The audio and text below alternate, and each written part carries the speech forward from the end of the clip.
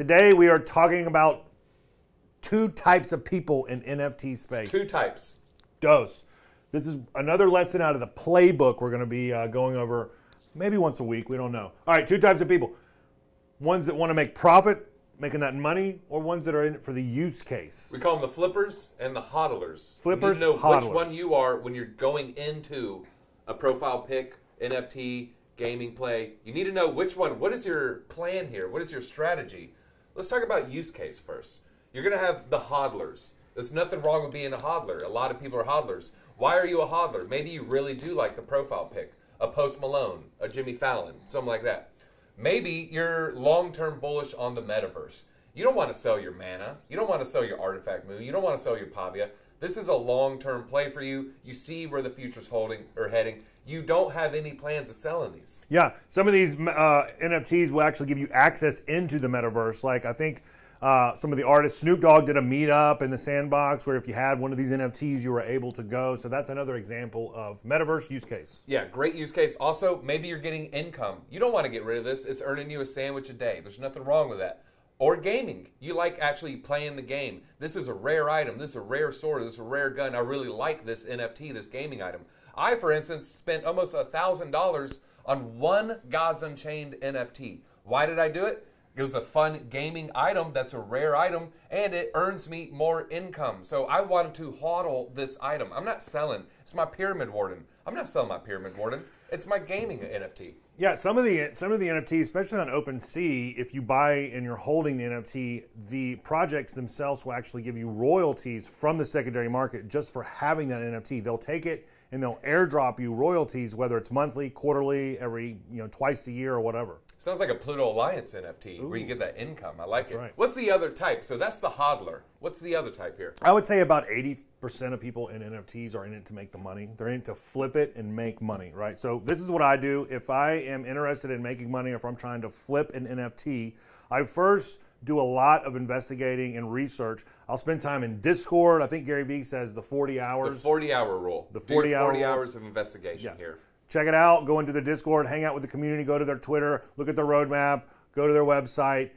If that all checks out, then I'll go to the volume. I'll go to the volume on the exchanges and see where the volume's at. Are there a lot of people buying? Are there a lot of people selling? Is it kind of bubbling back and forth? That's what I'll look for. And if those two things check out, then I go and buy the floor. I don't go What does floor mean? For those who don't know, what does floor mean? Good question. The floor, when you hear people, I'm sweeping the floor, I'm buying the floor, what that means is I'm going to buy the cheapest one out of the project. So if you go to the exchange, for instance, cnft.io, it'll say the floor price. Well, that's the cheapest you can get into this project is the floor price. So what I'll do is I'll go buy 10 floor items. I'll go buy 10 of them, and then I sit back and wait. I know that the volume's there. I know that the community's strong. So now it's a waiting game. Usually it takes a few weeks, but you'll see the floor price start rising. More people coming into the project because of the community. And so that's kind of what you are, or the roadmap's starting to play out. There's some good items on the roadmap that are coming up. More people rushing in. So then more people buying. So that means the floor price is going up. Then I set an exit strategy. Very, very important exit strategy, which basically means sell. So if I'll set a couple of the NFTs for 100%. So if they double, I'll set a sell there. If they triple, I might sell 3 more of them. And then if it goes up 1,000%, that's an easy 10x. I might sell the rest. So then I've taken my investment, I've gone down, I've made a good exit strategy, made good investments.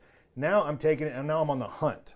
I'm hunting, going back up to reinvest the money that I just made. Oh, it almost makes a cycle here. Yeah, Elton John sang about it in Lion King. Yeah, this is the circle of the NFT life. Circle of life, yeah, very good.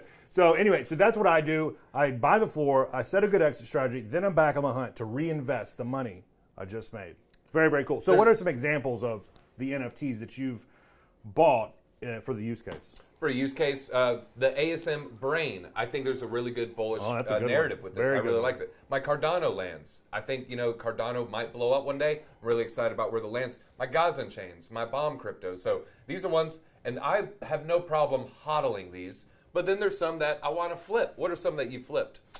So some that I flipped my Mutant Ape. I mean, I'm not, there's no shame in my game. I bought the floor on Mutant Apes, I think about 3 months ago at like 3 ETH, 3.5 ETH. and I just sold it for 15 ETH, I think, a week ago. That's 12 ETH. That's about $50,000. That's life changing. That's a car. That's a car for most people. So very life changing. But some projects that I did all this research that I'm sitting in now, if you've been watching the channel, you know we're really hot on Cardano NFTs.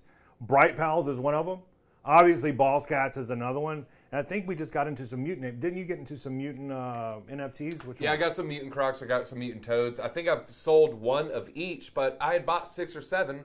So once it had doubled or tripled, I have an exit point. I exit one. And then what am I going to do with that? I'm going to reinvest because I'm back on the hunt. That's right. So anyways, these are Playbook Lessons that we'll be bringing you maybe every week. Thanks for watching. That's all we got. Until next time. NFT update.